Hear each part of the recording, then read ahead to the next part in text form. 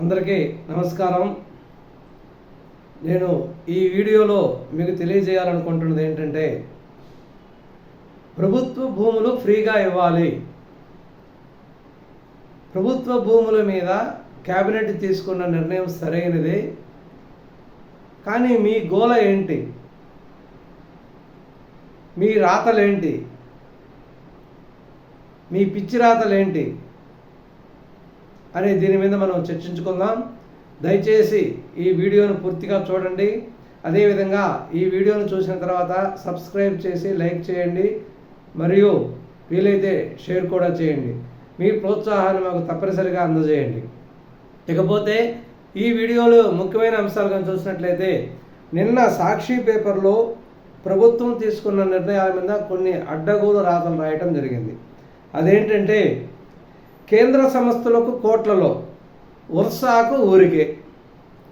అంటే అమరావతి ప్రభుత్వం, ఎన్డీఏ ప్రభుత్వం ఏర్పడిన తర్వాత అంతకుముందు పూర్తిగా పడుకొని పోయిన పారిశ్రామిక అభివృద్ధిని ఎన్డీఏ ప్రభుత్వం మళ్ళీ కొంత ఊపు తెస్తూ కొత్త నిర్ణయాలను తీసుకుంటూ వివిధ దేశాల నుంచి పారిశ్రామికవేత్తల్ని, ఔత్సాహికులను ఆహ్వానిస్తూ వాళ్ళకి అనేక సౌకర్యాలను కల్పిస్తూ భూములు కేటాయించడం జరుగుతుంది. ఈ విధంగా ఇటీవల తీసుకున్నటువంటి క్యాబినెట్ నిర్ణయం గురించి సాక్షి పేపరు నిన్న ఏం రాసిందంటే, కేంద్ర సంస్థలకు కోట్లలో, వర్షాకు ఊరికే. ప్రతిష్టాత్మక జాతీయ సంస్థలకు మార్కెట్ ధర, బినామీలకు కారు చౌకగా బాబు భూపందేరం.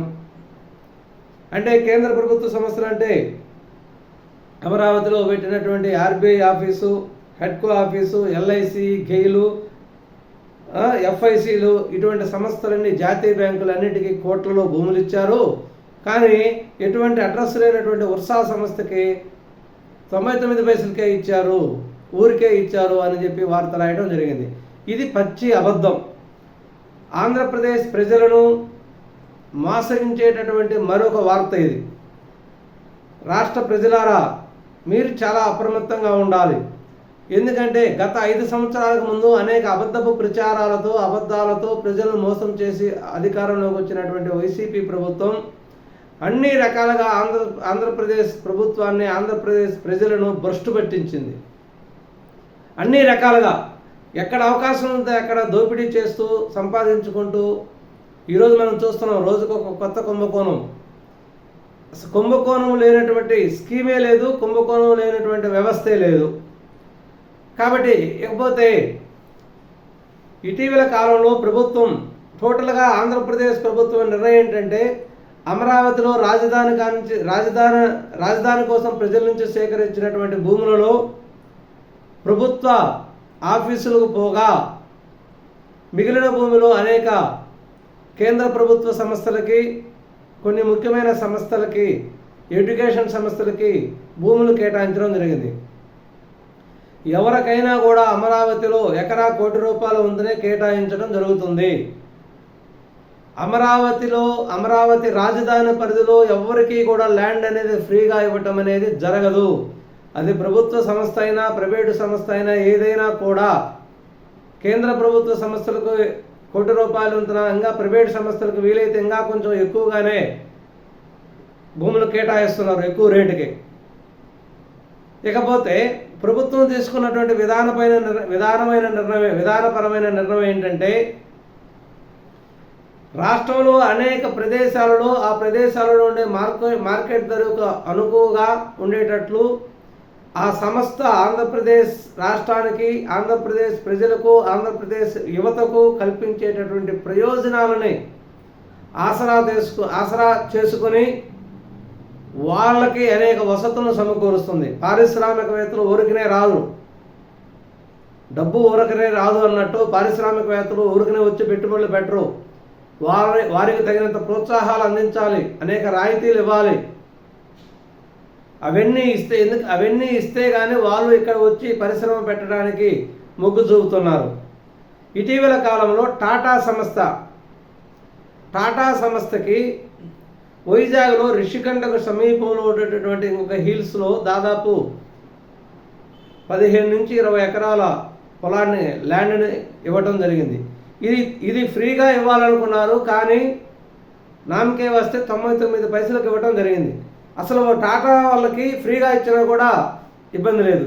ఎందుకంటే గత కొన్ని సంవత్సరాలుగా ఆంధ్రప్రదేశ్ రాష్ట్రంలో కొన్ని ప్రాంతాలని టాటా ఫౌండేషన్, టాటా ట్రస్ట్ దత్తత తీసుకొని అక్కడ అనేక సేవా కార్యక్రమాలు చేస్తుంది. టాటా సంస్థ అనేది అనధికార ప్రభుత్వ సంస్థ. అంటే టెక్నికల్గా అది ప్రభుత్వ సంస్థ కాకపోయినప్పటికీ దాని విధానాలు, అక్కడ ఉండే ఉద్యోగుల విధి విధానాలు కానీ, ఆ యాజమాన్యం చూపించేటటువంటి యాజమాన్యంలో ఎన్నుకోవటం, యాజమాన్యం తొలగించడం, ఈ విధానం టోటల్గా ప్రభుత్వ విధానాల్ని కలిగి ఉంటుంది. ఎందుకంటే టాటా కుటుంబానికి, టాటా సంస్థ నుంచి వచ్చే ఆదాయంలో కూడా మళ్ళీ తిరిగి 70% ఫౌండేషన్కి కేటాయిస్తూ ప్రజలకు సేవ చేస్తూనే ఉంటుంది. భారతదేశం గర్వించదగ్గ సంస్థ టాటా సంస్థ. అటువంటి సంస్థకి ఫ్రీగా ఇచ్చినా కూడా ఇబ్బంది లేదు. ఎందుకంటే వాళ్ళు కొన్ని లక్షల కోట్ల పెట్టుబడి మన ఆంధ్రప్రదేశ్ రాష్ట్రంలో పెట్టి ఆంధ్రప్రదేశ్ యొక్క స్వరూపాన్ని మార్చడానికే దోహదపడే విధంగా వాళ్ళు ఇక్కడ ఒక టాటా సంస్థని స్థాపిస్తున్నారు వైజాగ్లో. కాబట్టి దానికి, ఎందుకంటే వాళ్ళు ఆ సంస్థను ఏర్పరచడం వల్ల కొన్ని వేల మందికి అక్కడ ఉద్యోగ కల్పన జరుగుతుంది. ఉద్యోగ కల్పన జరగడమే కాకుండా పరోక్షంగా కానీ ప్రత్యక్షంగా కానీ అనేక వేల మంది కుటుంబాలు బాగుపడతాయి. కాబట్టి దానికి ఫ్రీగా ఇచ్చినా కూడా ఇబ్బంది లేదు. కానీ నామకే వస్తే 99 పైసలు ఇవ్వటం జరిగింది. ఇది క్యాబినెట్ తీసుకున్నటువంటి నిర్ణయం, సమిష్టిగా క్యాబినెట్ తీసుకున్నటువంటి నిర్ణయం. క్యాబినెట్ని తీసుకున్నటువంటి నిర్ణయాన్ని ఆంధ్రప్రదేశ్ పెట్టుబడుల మౌలిక అభివృద్ధి సంస్థ అనేది వాళ్ళకి కేటాయించడం జరుగుతుంది.